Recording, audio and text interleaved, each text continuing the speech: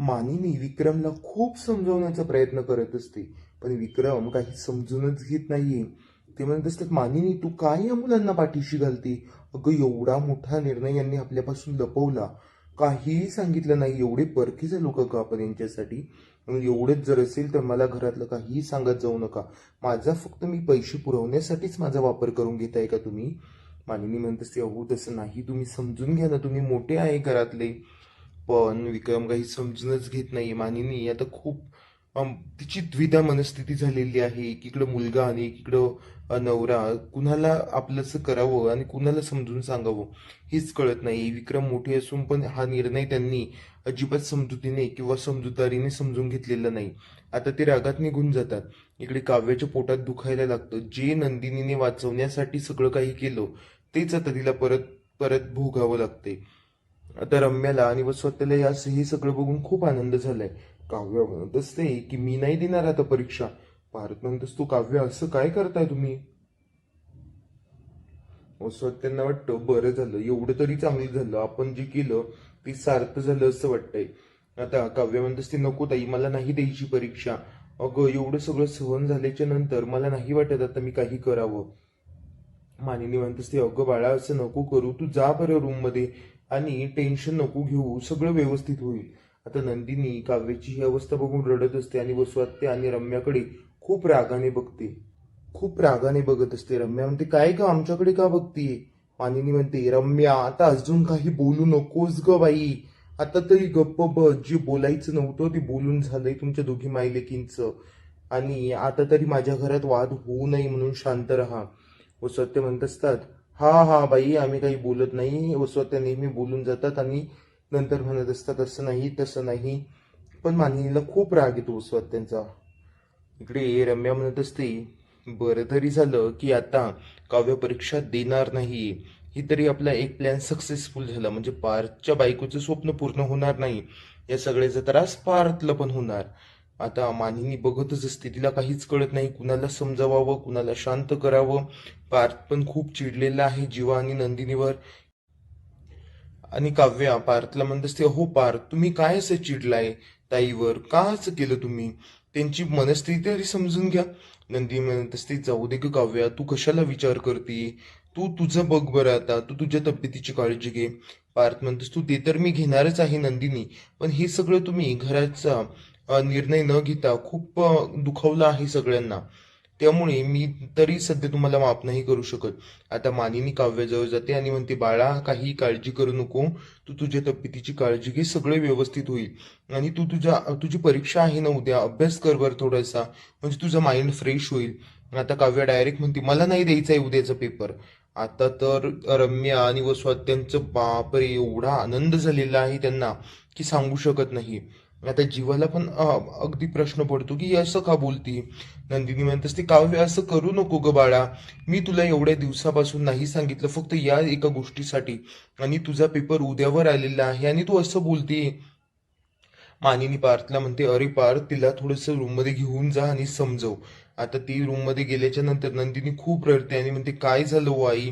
आम्हाला हे सत्य असं बाहेर नव्हतं आणायचं, पण नकळतपणे ते बाहेर आलं आणि काही जे नव्हतं व्हायचं तेच होतंय आता. इकडे आर्या शांतच बसलेली असते. नंदिनी म्हणत असते, बघा ना आई, मला सगळं गिल्ट माझ्यावर येतंय असं वाटतंय. तेव्हा सांगितलं असतं तर आतापर्यंत ती क्लिअर तरी झाली असती. मानिनी म्हणत असते, बाळा तू काही काळजी करू नको, होईल सगळं व्यवस्थित. तू काही चुकीचं केलेलं नाही, मला काही चुकीचं वाटत नाहीये, त्यामुळे तू काळजी करू नकोस. आता नंदिनी तिला मिठी मारते मानिनीला आणि जीवा आणि नंदिनी पण रूम मध्ये जातात. इकडे वसवात त्या पण निघून जातात. नंतर शारदाताई म्हणत असतात, मानिनी ताई मला पण जायचंय आता, मला खूप काही बोलायचंय तुमच्या सोबत. तर मी एखाद दिवशी येईल आणि निवांत गप्पा मारू. आजचा तरी निभावून नेलंय तुम्ही आणि असंच घराला सावरून घ्या. येते मी आता. आणि ते निघून जातात. इकडे काव्या रूम मध्ये आल्याच्या नंतर ती तोच विचार करत असते. जेव्हा काव्या आणि नंदिनीने सेम ड्रेस घातलेला होता, तिला धागा बांधलेला होता, तिला असं वाटलं तेव्हाच काहीतरी झालेलं असेल. आता पार्थ येतो. पार्थला काव्य म्हणत असते, कहो अहो पार्थ, तुम्हाला माहिती का, हा धागा जेव्हा नंदिनी ताईने मला बांधला होता तेव्हाच हे प्रकरण असू शकतं का? आणि तुम्ही का चिडला त्यांच्या दोघांवर? तुम्ही का त्यांची परिस्थिती समजावून नाही घेतली? त्यांनी आपल्यापासून का लपवलं? का नाही लपवलं? अहो, त्यांनी आपल्या दोघांसाठी केलंय हे सगळं. त्यांचं बाळ गेलंय आणि त्यांनी एवढा सगळा त्याग केलाय, सहन केलंय, आणि तुम्ही त्यांच्यावर चिडलात. पार्थ म्हणतो, काव्या, मी चिडलो नाही, पण चिडण्यासारखं कारण होतं. कारण त्यांनी आपल्या सगळ्यांना काही न सांगता हे सगळं केलंय. आणि मग चिडू नको तर काय करू? काव्या म्हणतेस, ते पार्थ, तुम्ही जीवाचा मोठा भाऊ आहात, तुम्ही त्यांना समजून घ्यायला हवं होतं मोठे म्हणून. तर तुम्हीच उगाच रागवला. बाबांचं रागवणं साहजिक आहे, ते घरातले मुख्य आहेत. पण तुम्ही तुम्ही तर त्यांच्या सोबत राहायला हवं होतं ना पार्थ. किती वाईट वाटलं असेल माझ्या ताईला. पार्थ म्हणतोस, तो नंदिनीचं पण हे चुकलंच काव्या, त्यांनी तरी सांगायला हवं होतं. काव्या म्हणतोस, ते अहो, नंदिनी ताई किती कॉम्प्रोमाइजच करते. लग्नातही तिने तेच केलं. लग्न झाल्यापासून तिच्या वाट्याला सुख आलं की त्या मागून खूप मोठं दुःख येतंय. याच मला खूप वाईट वाटतंय. आता रूममध्ये गेल्याच्या नंतर मानिनी विक्रमला समजावत असते, अहो, आपण मुलांना समजून नाही घ्यायचं तर कुणी घ्यायचं?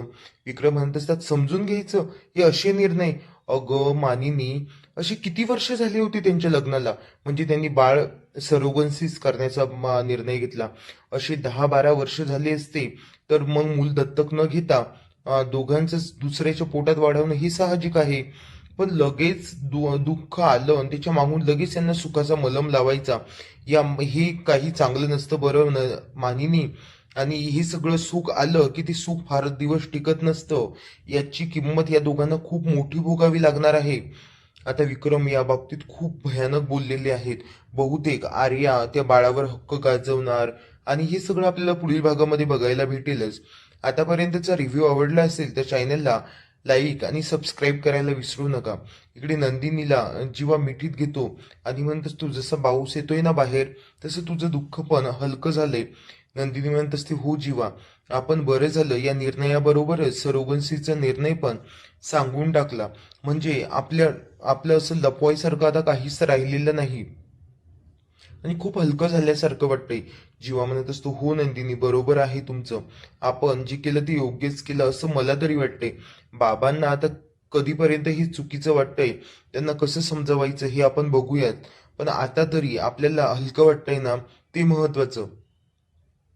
नंदिनी म्हणत असते, हो जीवा, तुम्ही माझ्या सोबत होतात म्हणून हे सगळं करायला खूप धाडस केलं मी.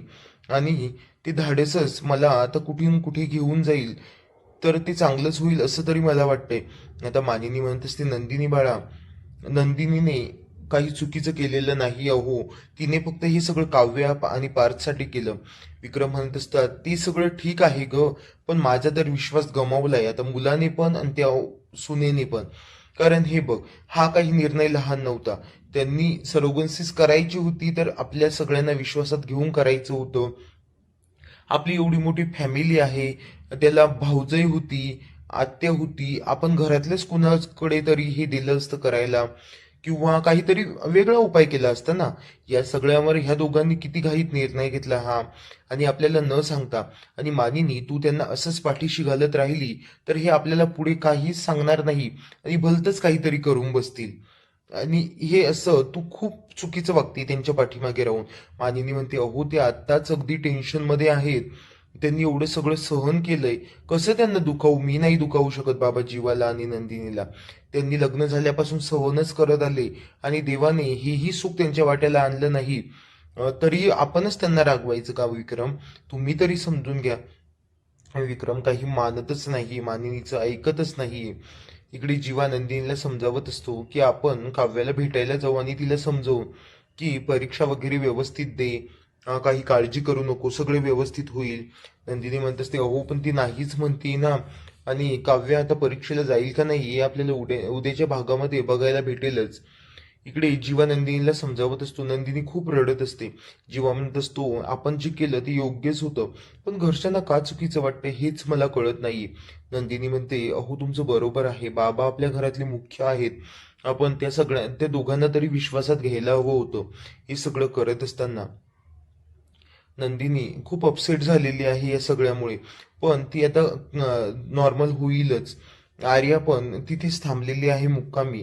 आता नंदिनी आर्यावर परत चिडणार आहे. आता आर्या पुढे काय करते काय नाही ते बघण्यासाठी पुढील भाग नक्की बघा. इकडे जीवा इकडे तिकडे बघतो आणि तिला परत मिठीत घेतो आणि शांत करत असतो. परत काव्य आणि पार्थचा सीन घेतलेला आहे. काव्य म्हणत असते, मी उद्या पेपरला जाणार नाही, मला काही पेपर वगैरे द्यायचा नाही. पार्थ म्हणतोस, तू काव्य वेड्यावानी करू नका. तुम्ही आजपर्यंत केलेला अभ्यास, आजपर्यंत केलेली मेहनत, बाळासाठी केलेले कॉम्प्रोमाइजेस, हे सगळं पणाला लागेल. तुम्ही परीक्षा द्या, जे काही होईल ते आपण पुढे बघूया. काव्य म्हणतेस, नको पार्थ, मला नाही द्यायची परीक्षा नाही. आता पार्थ म्हणत असतो, काव्य हे सगळं तुम्ही खूप चुकीचं करताय. आता काव्य रागारागात येऊन हॉल तिकीट वगैरे फाडून टाकणार आहे. पण तरी पण तिला पार्थ घेऊन जाणार बहुतेक परीक्षेच्या हॉलला, आणि तिथे गेल्यावर काहीतरी कारण सांगून ते तिला परीक्षेला बसवतीलच. पण आताच्या सध्याच्या मनस्थितीत तरी काव्याला परीक्षेला जायचं नाहीये. आणि ती पार्थवरच चिडली की माझ्या बहिणीचं एवढं मोठं दुःख तिने आपल्यासाठी त्याग केला आणि तुम्ही तिला समजावून न घेता उगाच तिच्यावर चिडला. त्या दोघांना किती टेन्शन आलं असेल. एकतर बाबा पण ऐकत नाहीये, तुम्ही पण ऐकत नाही आहात. आता तरी त्यांना समजवायला जा. पण पार्थ पण खूप रागावला आहे. पार्थ म्हणतोस, तुम्ही असं काही करणार नाहीये आणि त्यांच्याकडे जाणार पण नाहीये. त्यांनी हे सगळं आपल्याला सांगायला हवं होतं. याच निर्णयावर मी ठाम आहे. आता काव्य म्हणत असते, पार्थ हो देशमुख, तुम्ही असे नव्हतात. असे कधीपासून झालात? मला तर काहीच कळत नाहीये. तुमचा हा विचित्र स्वभाव असा कसा झाला तर? पार्थ म्हणतोस, तू काव्या ते सगळं ठीक आहे. आणि इथेच त्यांनी हा भाग संपवलेला आहे. नंतर त्यांनी छोटीशी क्लिप दाखवली आहे. ते शीर्षक गीत गात आहे, लग्नानंतर होईलच प्रेम. सगळे खूप आनंदात आहेत. इकडे पुढील भागामध्ये मानिनी आर्याकडे जाते आणि म्हणत असते, बाळा, तू माझ्या मुलाचं बाळ तुझ्या पोटामध्ये वाढवते ना, त्यामुळे मला तुझी आता खूप काळजी वाटते ग. आर्या आता या सगळ्याचा फायदा घेईल आणि जीवाच्यावर प्रेम करेल की मानिनी तिला सून म्हणून स्वीकारेल. आता हे सगळं पुढील भागामध्ये खूप डेंजरस बघायला भेटणार आहे. इकडे आर्या आर्या तर या सगळ्याचा फायदा करून घेणारच आहे, त्यात काही शंका नाहीये. इकडे पार्थ काव्याला समजावत असतो, पण काव्य काही ऐकण्याच्या मनस्थितीतच नाहीये. नंदिनी आर्याकडे येते आणि आर्या म्हणत असते, नंदिनी, आय एम सॉरी, पण बरं झालं तू मला माफ केलं. नंदिनी म्हणते, मी तुला माफ वगैरे काही केलेलं नाहीये.